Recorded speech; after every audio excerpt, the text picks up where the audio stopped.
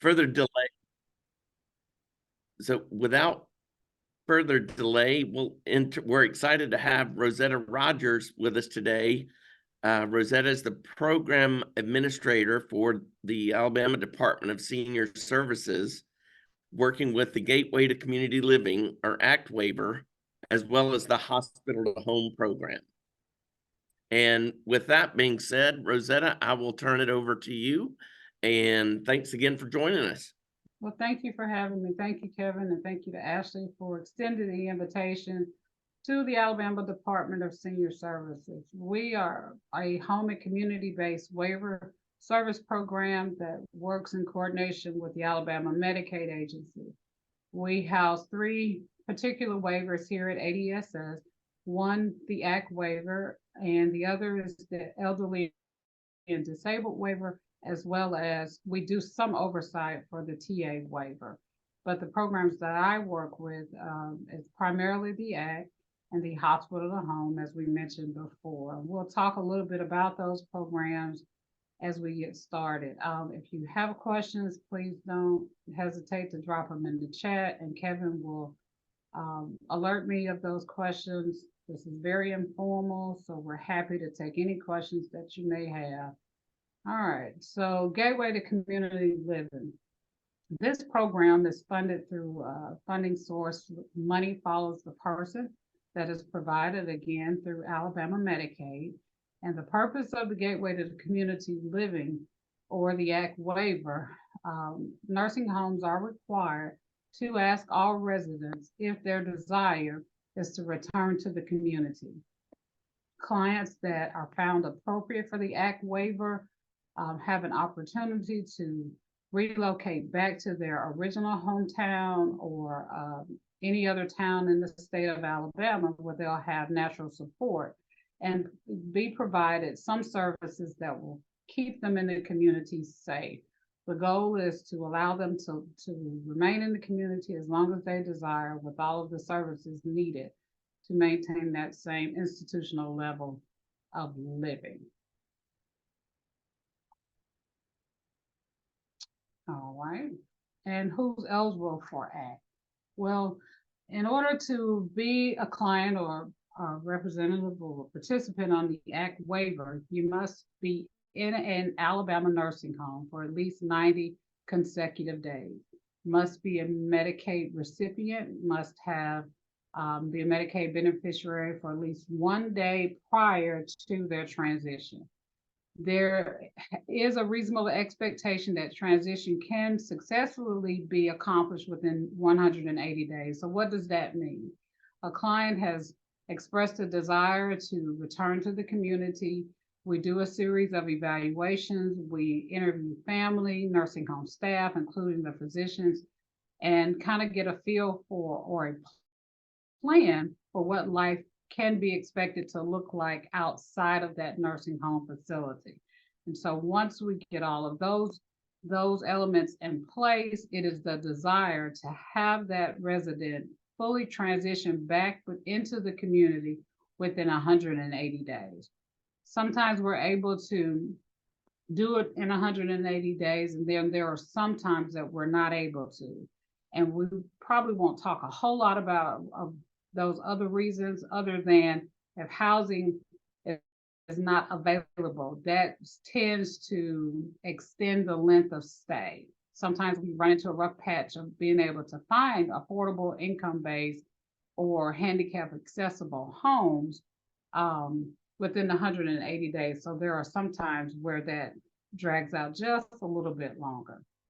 And the goal is to move them into a qualified resident, and it could be a home, apartment, a group setting, or some assisted living facilities may be eligible for participation in this program. How to get more information. So if you have clients or friends or loved ones that currently reside in an Alabama nursing home, particularly those that do accept Medicaid as a payer of insurance, we have what we call transition coordinators that are assigned to each nursing home in the state of Alabama. And so if they see any of the Gateway to Community Living brochures, sample packets in those residential facilities, they can reach out and call this 855 number listed here and be connected to the local transition coordinator, who will then take an application and get the process going to evaluate that resident to make sure that they are able to return, or it is recommended by their physician that they're okay to return to the community with these resources in place. After referral, the referral is made to the transition coordinator. The transition coordinator will contact the client or the resident and the nursing home facility staff and schedule face-to-face visits, and then obtain any additional documentation like a history and physical or lab work or medication sheets, progress notes, all of that necessary documentation to get a full picture of the resident and their desires. They will collect that information during that time. Usually it takes about 30 to 45 days to collect all of the necessary documents. And then the documents are submitted here to the Alabama Department of Senior Services for evaluation and recommendation. If the client meets program requirements, we notify the transition coordinator first. Transition coordinator contacts the client as well as the social service department of that particular nursing home. Then we start to look for appropriate housing if the resident does not have housing to return to after discharge. Then we begin the process of kind of planning. What does that look like? And we'll get into some of the services that we may be able to provide, including the assistive technology, which is the reason why we're all gathered today. If a client is found that they do not meet program requirements, we usually send what we call a GCO letter. It is a recommendation that maybe the needs exceed what we're able to provide in the community in order to ensure that that resident is kept safe. Because this program is not a program that you automatically qualify for because you have Medicaid, and if we cannot fully support the resident in the community, then we do send the GCO letter. Sometimes we may have to send it if DHR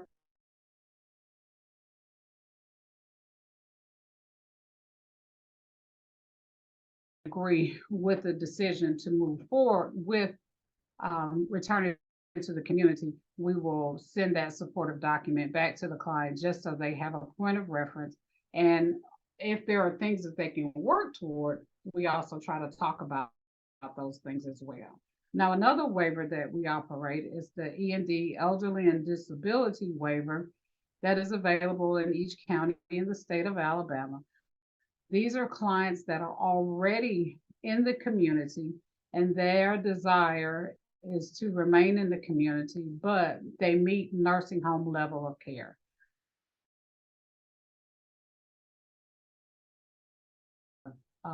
Certain disabilities that mean that they need some sort of support, or they require support to be able to remain safely in the community. They are, like I said, E&D waiver clients, they're already in the community. And so our goal is to try to keep them there as safe as possible. And so some of the services we'll talk about, mainly the assistive technology, is one of those components that the waiver does offer to be able to help them to remain in the community safely. Some of the services that we offer on both waivers are case management. Everybody gets case management. Case management travels to the client's home on a monthly basis at a minimum to confirm that the services they're receiving are appropriate, to ask for any modifications or anything that else that they may need. If there are food services or if they need a food vendor, some of those things are discussed during that case management time. On the ACT waiver, we offer something called transitional assistance. And with the transitional assistance, we are able to pay some one-time monthly deposits. If they need rental assistance for the month or application fees to return to the community, the transitional assistance does help with that.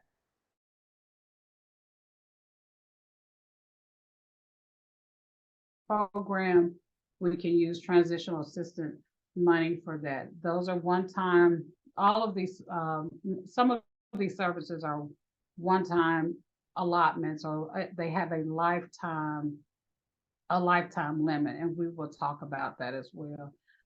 Some minor home modifications we're able to complete on both waivers. The home modifications include, say, a wheelchair ramp. If a client needs a wheelchair ramp, they are now wheelchair dependent because of some medical condition, and it's much safer to transfer them from inside of the home outside. It's important to transition them with the wheelchair or even a stretcher to get them out of the home safely. We can provide home modifications up to $5,000. We're also able to widen doors. If you are now wheelchair dependent and those doorways are narrow, not wide enough for the wheelchair to travel safely through, we can also provide that as well. Medical supplies, anything that Medicaid does not pay for, up to $150 per month for our ACT waiver participants, we're able to supply those. So we mainly see a lot of need for incontinence supplies. So we're able to provide $150 a month for our ACT waiver participants, and it's up to $100 a month for our E&D waiver recipients. Personal care, homemaker, respite, skilled nursing, companion services. Those are just some of those day-to-day programs or resources to help them maintain in the home. Personal emergency system, or the PERS system, which most of our clients do have. It is a way for the clients to be able to get emergency personnel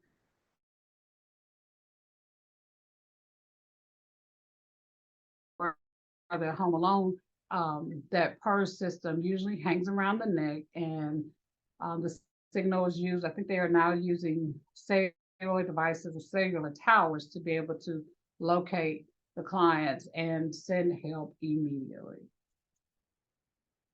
So talk a little bit about our assistive technology.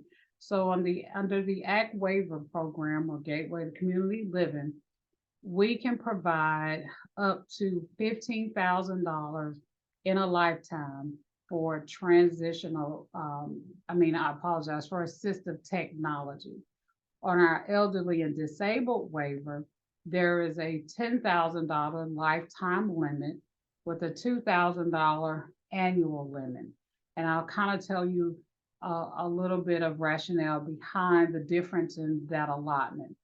Our ACT waiver, or the Gateway to Community, we have about 600 slots available, and the funding is provided through a money follows the person stream of funding. And so because the slots are a lot lower, and we're trying to transition, up to 600 clients, we can have up to 600 clients on the waiver at one time. The amount is a little bit more versus our elderly and disabled waiver. We have 13,000 spots, and right now we have about 12,000 occupants on that waiver. So just looking at it fiscally kind of gives us the background of why it's a little bit less under that waiver. But this is just for assistive technology. The scope and the limitations, we talked about the financial limitations for each waiver, and the scope is we want to provide devices, pieces of equipment, or we can modify or customize pieces of equipment that is intended to improve the functional capabilities of the individual. The goal is to help them remain as independent as possible. Those fiscal limits that we talked about, the 15,000 and the 10,000, that amount can cover the evaluation of the need, the acquisition of the equipment, fitting, and also teaching them how to use it. Maintenance may be covered if we're able to get it in there and stay below that 15,000 or right at the $15,000 lifetime limit for our ACT recipients. We're able to provide that as well. But again, you have to be on one of those waivers to have access to that assistive technology. And please let me know if you have any questions. Some examples of our assistive technology that we do provide, and we provide this on a regular basis. And I got to kind of back up just a moment. Anything that is already covered by the state of Alabama or Medicaid, Alabama Medicaid state plan, assistive technology does not pay for those items. So if Medicaid or the state plan already pays for it, we won't double buy the item. But what we can do with our lifts or the Hoyer lifts that we purchase a lot of, the state plan covers the basic Hoyer lift. But with under our assistive technology, we can pay for the, if the recipient will be better served with having a remote or making that Hoyer lift an electronic device where they can just push a button and raise it up and down, and teach them how to use that safely, we will pay for the upgrade. So for example, if the Hoyer lift on the state plan covers, it's $5,000, but the electronic version of that same Hoyer lift is $8,000. The state plan will cover the $5,000. We'll use the assistive technology under the ACT waiver to pay the additional $3,000 for the upgrade. And that's just a broad, very broad number. We also purchase lots of lift chairs. So to help our clients safely go from a sitting to a standing position, we're able to do those.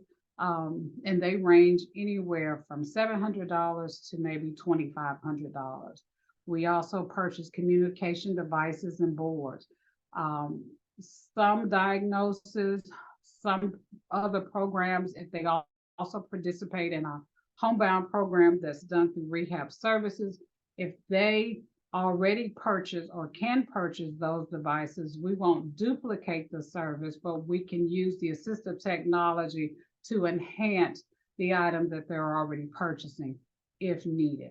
We work with rehab on some of our quadriplegic clients together.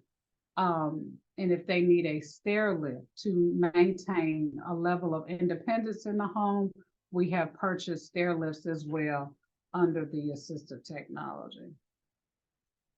Rosetta, we have two questions that okay, that's great. That Heather has in the chat.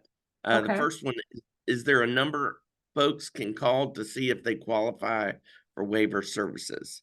Yes, we have 13 area agencies across the state, and I am happy to share the interactive map. But the interactive map is found under Alabama Department of Senior Services. And there is a ribbon at the top of that page, and waiver programs is the tab, and it pulls up an interactive map. So whatever county you live in yourself, or you have recipients or clients that may be appropriate for either waiver, just click on the county and it will give you the area agency on aging to contact for the E&D waiver. For our ACT waiver, Gateway to Community Living, most of the Alabama nursing homes, all that except Medicaid, do have brochures for the Gateway. And I can go back to that slide for nursing home recipients. Okay. The second question is, do you do, or does the program cover stair chairs? Stair chairs, it depends. If they're able to operate it independently, we have purchased a couple of stair chairs. Okay. Sounds good. That's the second question. So sorry to interrupt, but go ahead. Okay. All right. And this slide are just some examples of things that we do not approve. As we mentioned earlier, anything that's already covered by the Medicaid state plan, we won't rebuy those. Some of the big ticket items that the state plan covers are hospital beds. If they need a bariatric bed due to size and weight, The state plan covers a standard bed for both categories, a standard size, and they also have a bariatric size. And they have criteria that you must meet for the bariatric hospital bed. But again, if they would be better served with an electronic version of either of those beds, the assistive technology program can pay for the upgrade. Medicaid state plan will pay for the standard version. We can purchase the upgrade to make it an electronic bed for them. Other items that are not covered, anything that is covered under the EPSDT program, and that program is available to Medicaid recipients that are age 20 or younger. So any items that's already identified and covered by EPSDT, we won't replicate those services. We'll ask them to make sure that they exhaust that avenue before asking waiver to purchase. Anything that if they're a dual enrollee or dual participant in another program such as homebound program through rehab, they can purchase some medical supplies. And so we just ask that we're not asked to duplicate those services. Things that are used that are considered general use, like furniture, recliners, desks, CD players, bean bags, any of that sort of play equipment. Unfortunately, assistive technology does not cover that. Computers and computer equipment we don't pay for, but again, if it's a communication device, a board, or an app that's added to a device, we can purchase those through assistive technology. And that's it. That was quick. That was So great.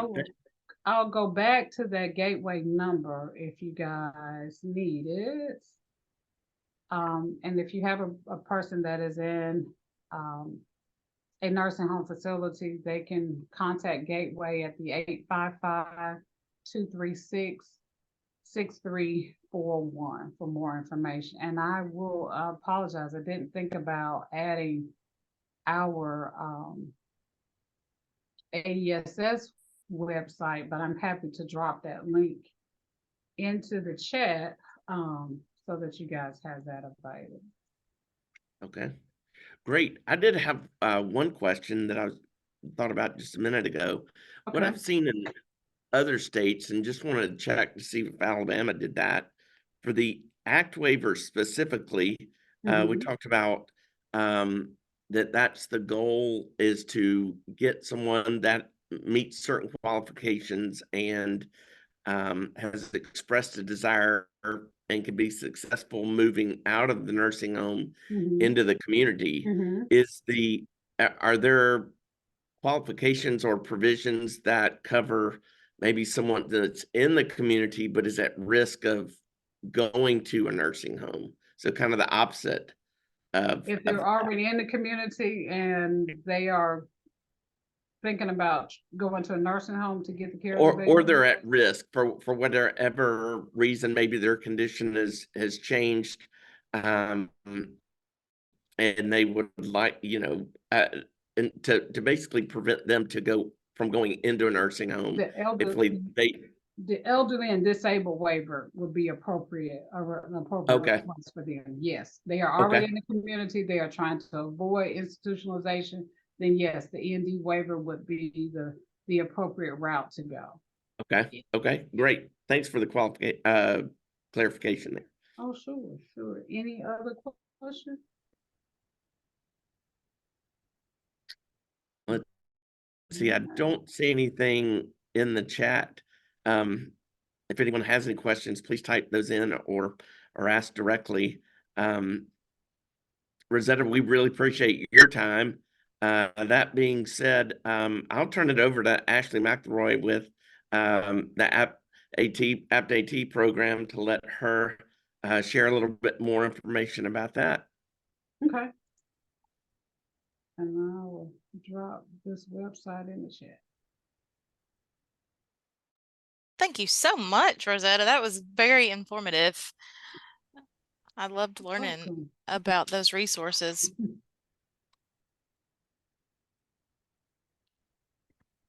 Okay, let me share my slides. Okay. I definitely wanted to take some time to tell you all a little bit more about APTAT. That stands for Accessing Potential Through Assistive Technology. That is our state's Assistive Technology Act program. We are a program of the Alabama Department of Rehabilitation Services, and we're federally funded through that Assistive Technology Act program, or the Assistive Technology Act. So, what are some of the services that we can do for you? Well, those are pretty much guided by what's in that Assistive Technology Act. And so we have been rebuilding our services over the last year or so, and we are really excited about some of the things that we're able to do. Some of the program services include durable medical reuse. That's actually through community partners. Trainings to increase knowledge of assistive technology, providing information and resources to make sure you guys know about assistive technology that you're particularly interested in.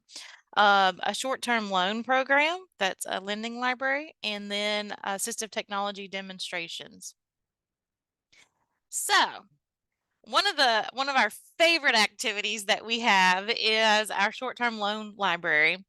That is an activity that we get to provide that allows you to have access to assistive technology that you can borrow for up to 30 days. And the purposes that you can borrow the assistive technology for includes trying it before you buy it. I think this will be a big factor for individuals that are considering using some of those waiver funds that are capped out. You want to make sure that before you request those funds to be used, that's absolutely the technology that's going to benefit you. So we hope that we can have that technology available so that you can try it before you buy it. Our devices can also be used for temporary accommodations. So if somebody has a temporary illness or a temporary situation at a job or in a home, that they need the technology for a limited amount of time, they would be able to borrow it from us, as well as if their devices are being repaired. So oftentimes with communication devices, if that has to be sent into the manufacturer to be repaired, we don't want that person to be left without. So that's an example of something that could be borrowed in the interim. We can also connect you with representatives of those companies to make sure that if you need a loaner device, that they have something available for you. Also, it can be borrowed for professional development. So if you're a service provider and you have the role of providing assistive technology services in some fashion, and you want to know more about that technology so that you feel more experienced and more knowledgeable, then you can borrow the devices that we have to increase your skills. So our devices are available to anyone in the state of Alabama. You do not have to be a participant of the Alabama Department of Rehab Services. So you do not have to be enrolled for services at ADRS to use our lending library. And you can go online to actually see our inventory at al.atforall.com. And at the end of this, I'm going to show you what to look for when you're on that website. So I want to give you some examples of things that we have in the lending library. What I have pictured here is the active hands. That's the image of someone holding a hammer. And the active hands help you grip things. It's used for exercising or other activities like yard work or whatever you need some assistance in gripping. And we have a lot more other gripping aids as well. So if you need a different gripping aid for holding your toothbrush or a hairbrush, contact us because we have several different types that we could recommend for you to try. One of our popular devices is actually these Therabody smart goggles. And what those do is provide pressure and heat support when you're in chronic migraine state, like especially if you have chronic migraines, this is something that's very useful for that because they help reduce the intensity and length of those migraines. Another popular device that we have is the voice amplifiers. If somebody has vocal cord damage due to a spinal cord injury or um, some other reason that they're not able to project their voice, give me just a second. Excuse me. They can borrow a voice amplifier to see will that alleviate the issue that they're having. Okay, so for demonstrations, give me just a second.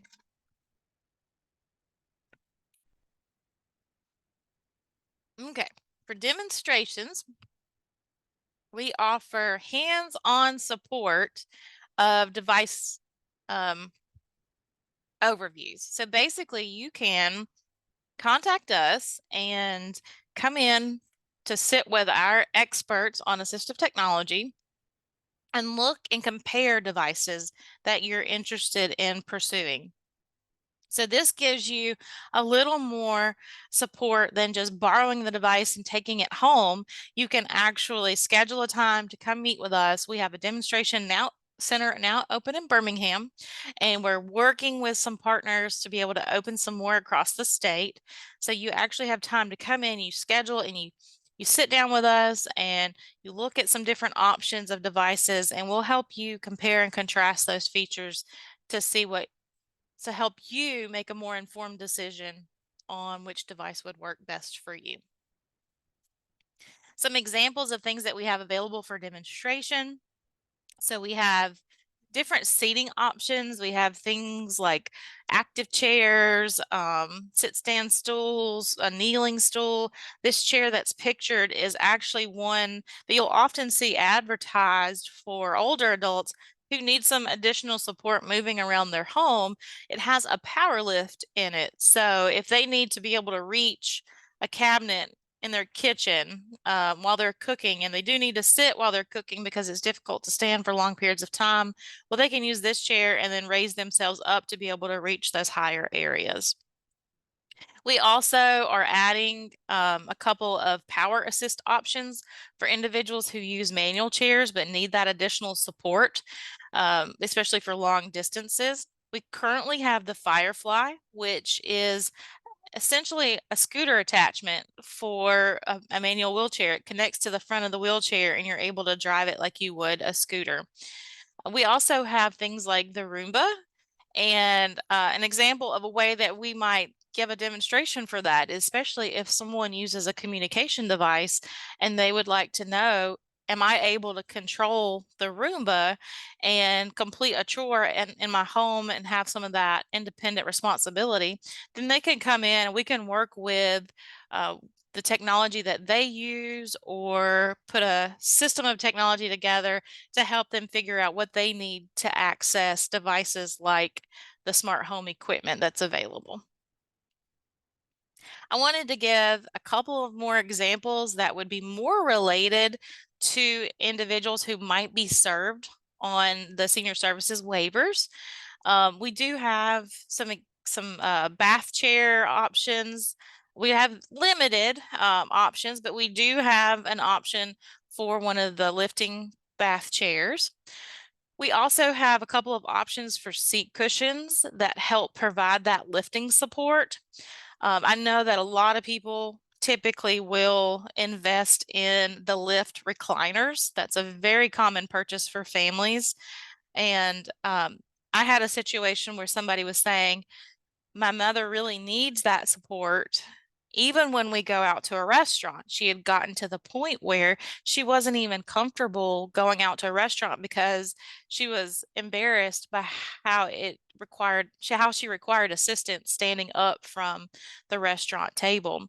And so they were able to take one of these portable seat cushions that has that lift assistance, and it gave her more independence when they were out and about in the community.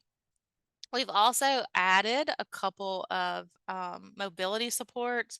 One really fun example that we have is this Zine device, which is essentially a rollator, but it also provides standing support. And it's a really cool tool, and we think that everyone that finds out about it will love it.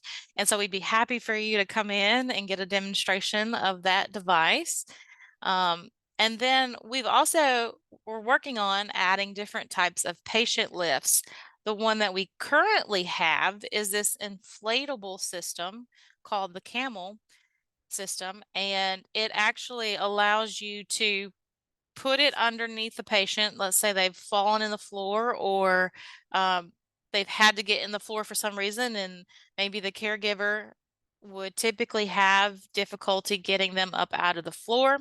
This is not just for the patient themselves. We've got to also consider caregivers and making sure that they don't injure themselves when they're providing support. So that's why we're adding these patient lifts. And this one actually is flat before you inflate it, so you could get the individual up on the device quite easily. And then as you continue to inflate it, it will lift them up to a chair height so that it's easier to transfer that individual back into their wheelchair or onto a couch or a chair. We also have some of our most popular items, adaptive gaming. So if we have an individual that is really interested in having access to an extracurricular activity, adaptive gaming is one of those new. It's not so new, but it's kind of new to the public eye that adaptive gaming is an option.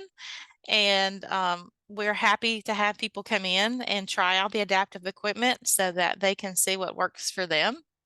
Another popular device is the OB robot feeder. So a lot of times it is advertised towards children. However, we feel like it could give a lot of adults independence, both at home and in work settings. So if there's an individual that would typically have to use caregiver hours to support them with feeding, they could actually utilize one of these robot arms, and the caregiver could prepare the plate, and then the individual could feed themselves, and those caregiver hours could then go towards other things that need to be done while they're there. And also for work settings, if an individual would typically not be able to be completely independent during that lunch hour because they need support in feeding, well, the OB robot feeder will give them a little more independence. We also have several different communication devices that are available for demonstration, and we can work with the individual and the reps in our state to help decide which one would be a good fit for them to pursue for funding.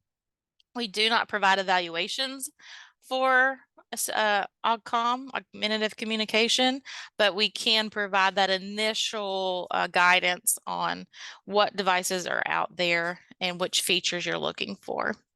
Another popular device that we've added is this folding power chair. A lot of times individuals who have power chairs have difficulty with transportation because it requires a modified vehicle of some sort to be able to transport one of those big, huge power chairs. And then also, if you have an individual who is just on the cusp of not being able to propel themselves independently, if they're using a manual wheelchair, or the family typically uses a transport chair because that's the easiest way to get someone around, these folding power chairs will actually give them back a little bit of independence and is very easy to transport. It folds up like a suitcase. It's about 60 pounds. Some of them do have the option to have a lift that you can also help get it up into your vehicle. And it's powered so the individual would be able to maneuver themselves independently.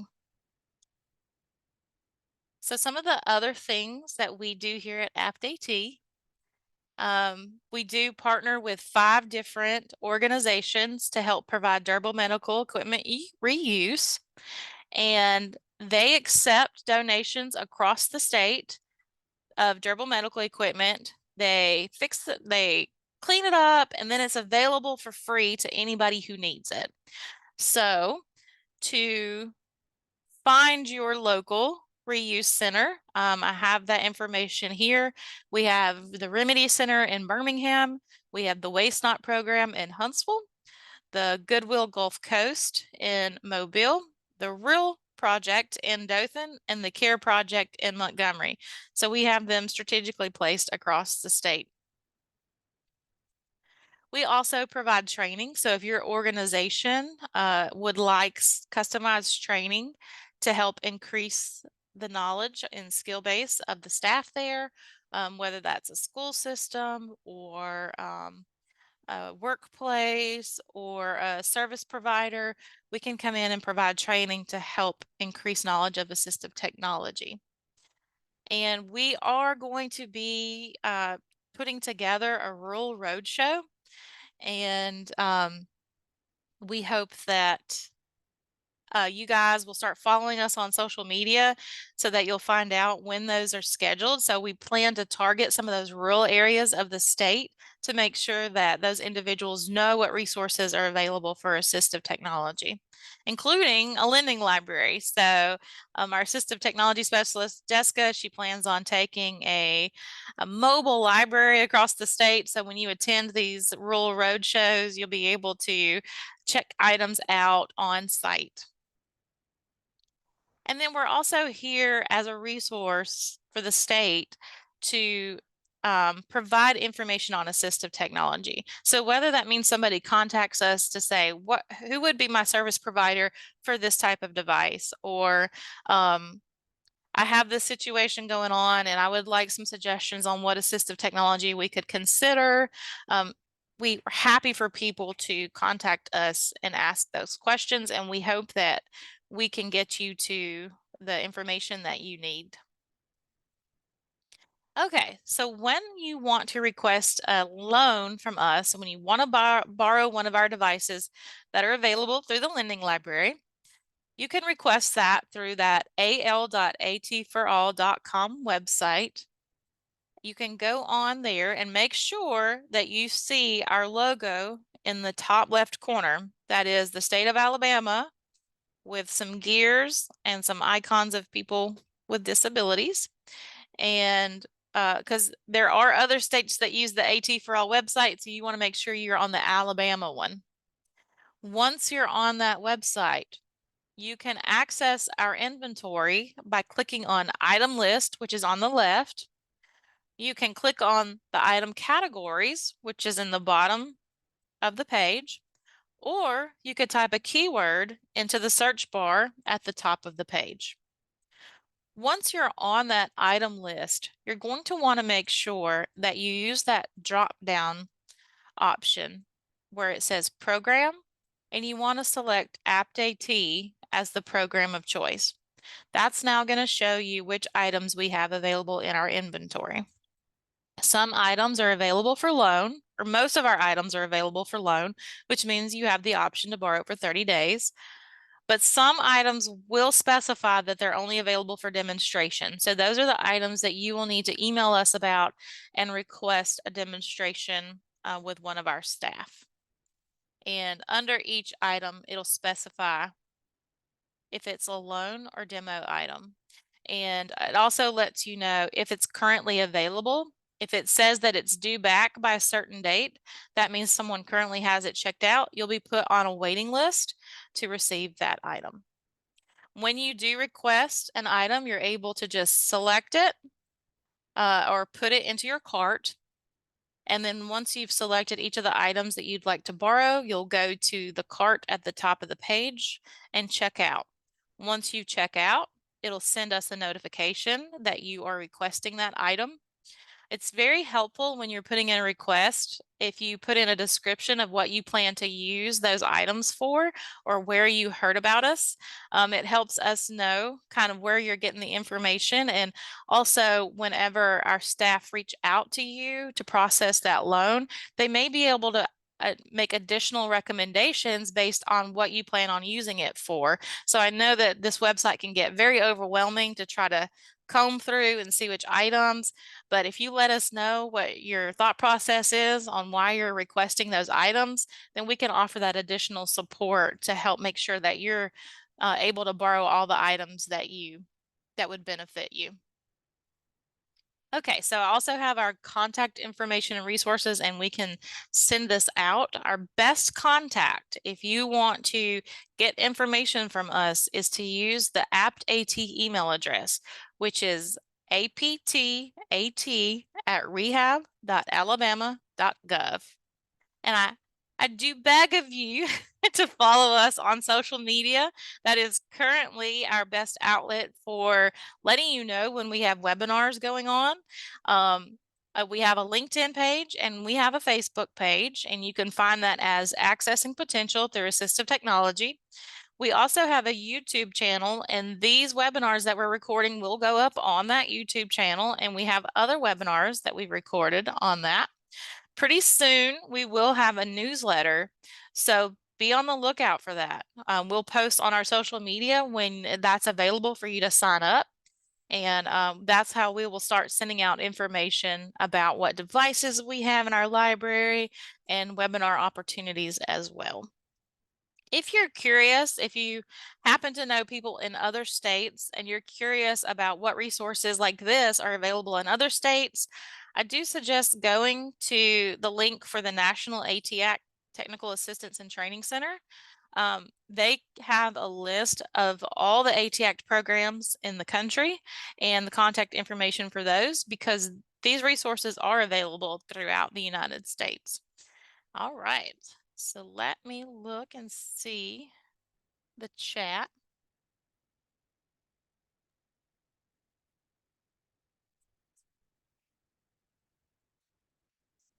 Okay. Thank you, Rosetta. Okay, well, it looks like Jessica was able to answer the question about the wheelchair. Are there any other questions?